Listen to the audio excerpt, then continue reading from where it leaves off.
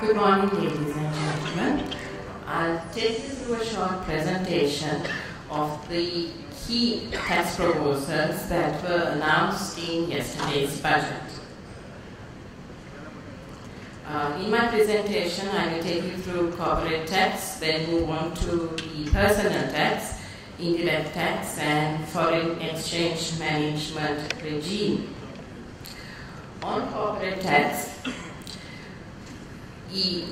yesterday, from the year of assessment 16-17, tax rates will move to two rates.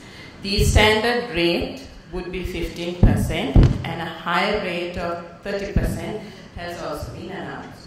Now, when you compare it with the system that is there today, if you look at betting and gaming, or liquor and tobacco, presently it's liable to tax at 40%. Going forward, that is from the year of assessment 16-17, it would be 37.5%. That's a tax rate of 30% and surcharge of 7.5%.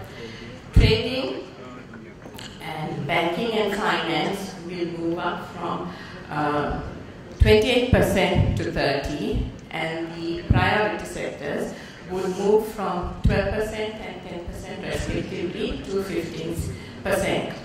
The main benefit of this proposal is that you would find that domestic manufacture and service moves down from 28% to 15%. So there is a 13% rate reduction for domestic manufacture and service sector. Another concession that was announced yesterday is that there is a 50% tax discount for certain industries. Now, it covers agriculture, manufacture, and service. For agriculture, the local production of seed and planting material, and profits from the usage of drip irrigation, greenhouse technology, and high-value yielding seeds. Profits from these undertakings will qualify for a 50% tax discount for a period of 5 years. So effectively, you pay tax at 7.5% for 5 years.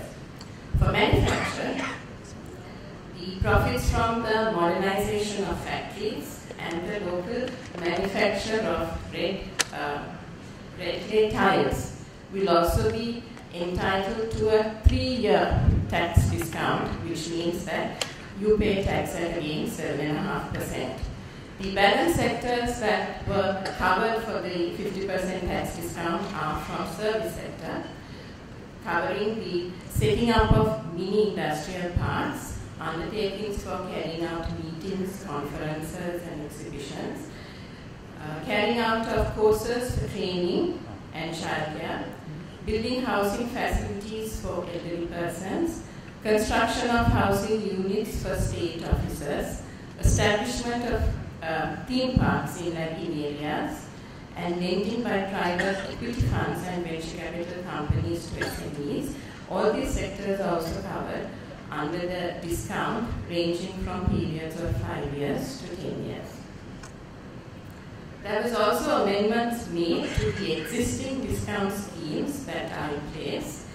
Last year, new investments into lagging regions, if the investment entailed investment of 100 million and new employment of 500 new employees, there was a tax discount given for 5 years. Now this has been further enhanced if employment exceeds 800 million, and it would be applicable for 8 years.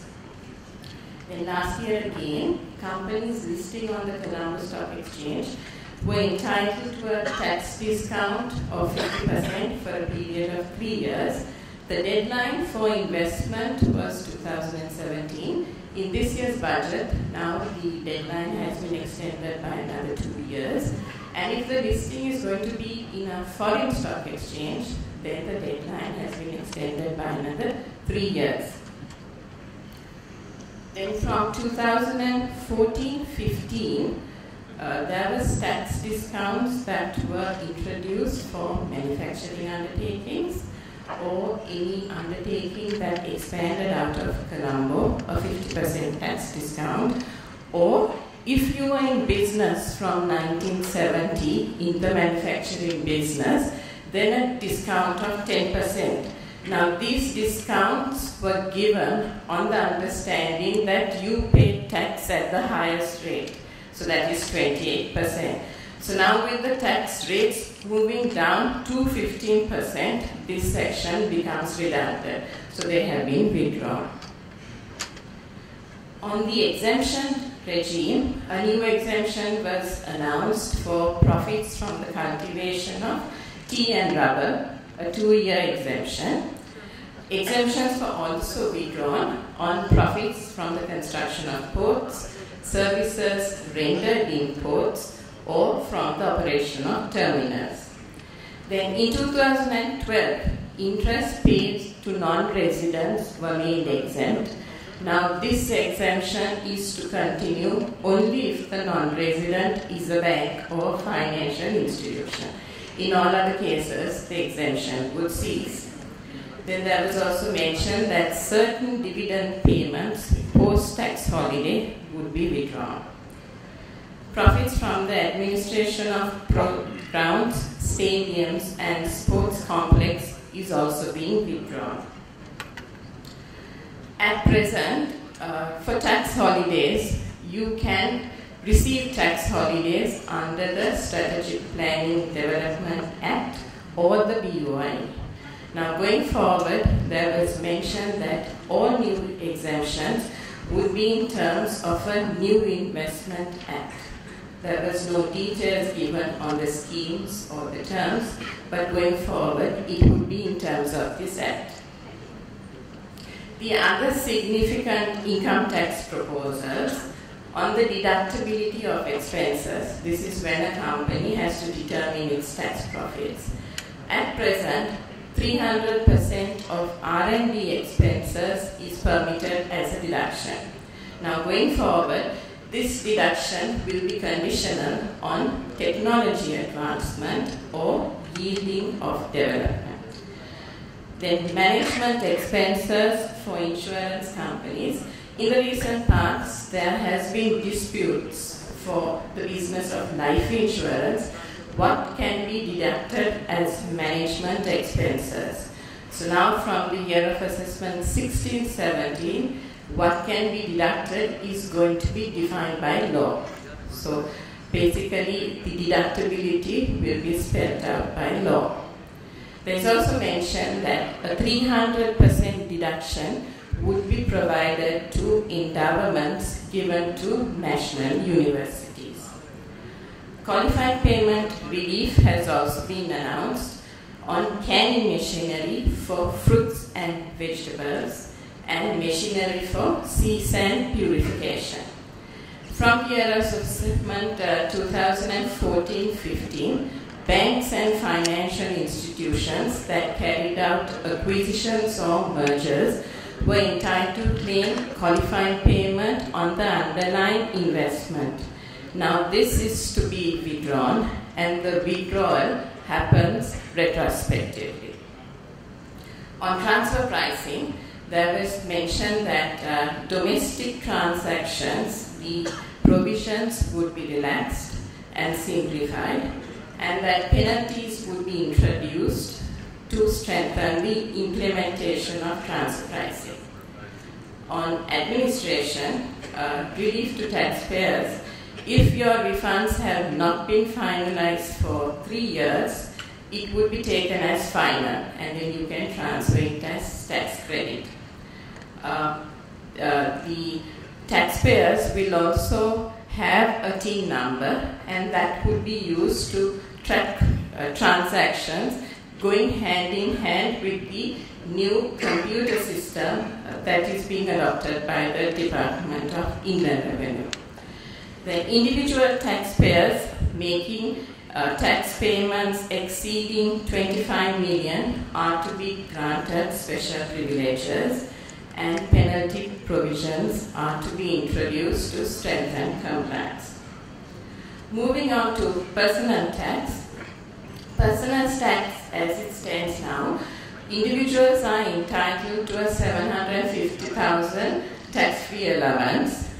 Income between 750,000 and 2.2 million are taxed between the rates of 4 and 12%.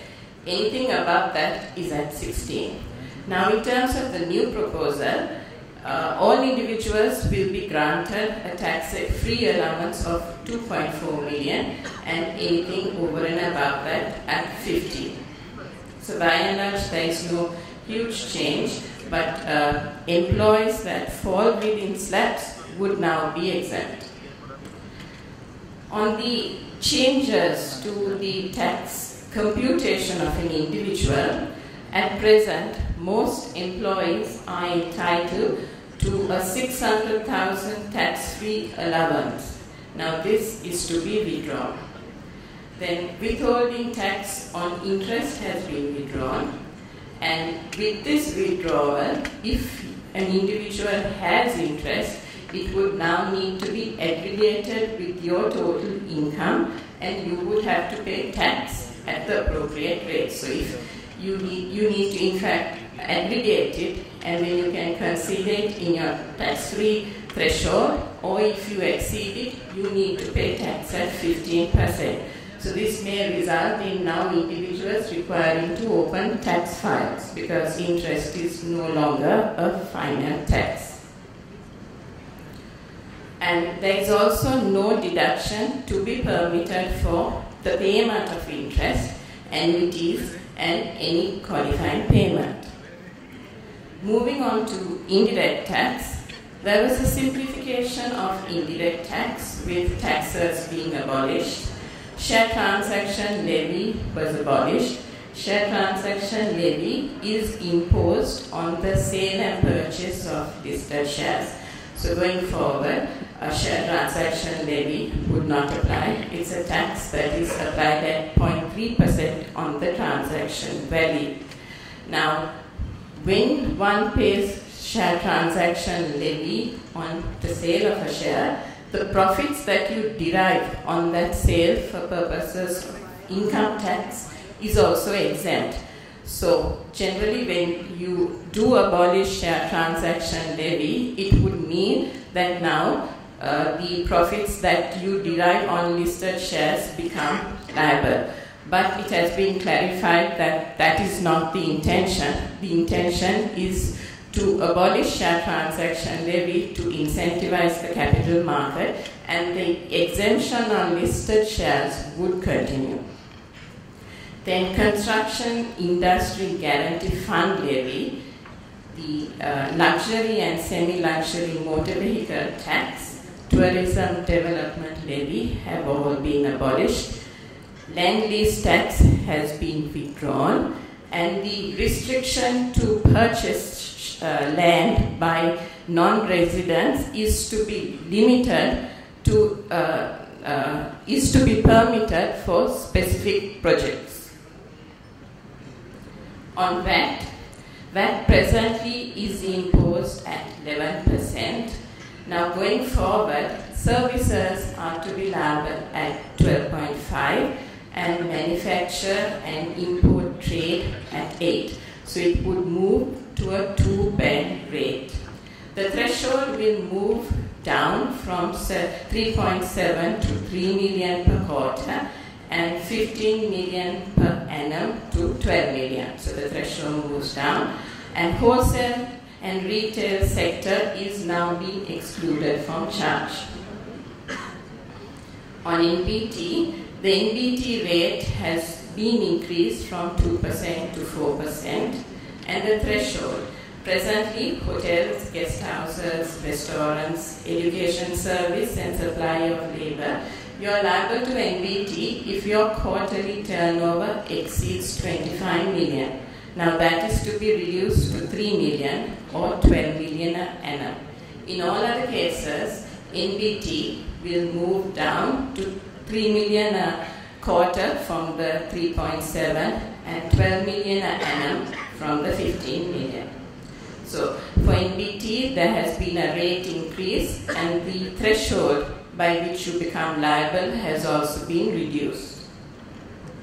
On ESC, the ESC rate has been increased from 0.25 to 0.5%. And at present, ESC is paid only by companies that don't pay income tax. Now this is to change, and now all companies would be required to pay ESC. ESC is available as income tax credit. So even companies which are liable to tax would now pay ESC.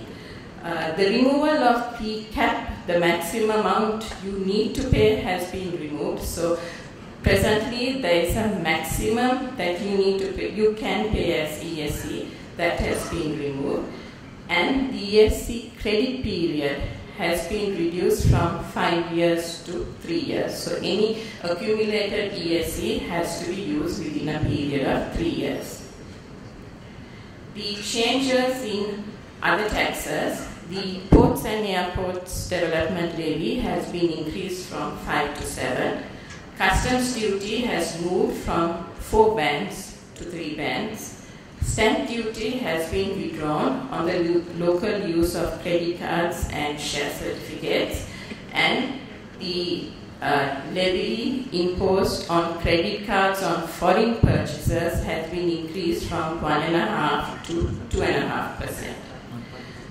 Excise duty and special excise duties were to be increased from midnight yesterday, and there was also mention of a number of fees and levies that were to be increased. Finally, though not a tax proposal, there was also mention that there would be change to the foreign exchange management regime, that foreign exchange management regime would be introduced. The foreign exchange management regime, the introduction of this regime would mean that the Exchange Control Act would be withdrawn. So in principle, when the Exchange Control Act is withdrawn, one would have to see the implications it has on foreign currency transactions. The budget did not mention on the workings, but India did this same change in 1999, and Sri Lanka also introduced in 2003 a bill on the same working. Now, in terms of if one assumes that Sri Lanka were to go that route, it would mean that in principle, foreign currency transactions to and from Sri Lanka could be effected fairly freely. It would mean that the state would move from being or granting approvals to more carrying out a review function, that they would only review transactions, and the principal transactions would be channeled through authorized dealers. So a lot of flexibility in foreign exchange management. But as I said, we would have to await to see what the final workings are. There was also mentioned that with the introduction of the foreign exchange management regime, the provisions of the Inland Revenue Act will also be amended so that the foreign currency inflows would be exempted. Presently, there are few exemptions, but it's conditional. So with the adoption of the foreign exchange management regime, it would be exempt in total.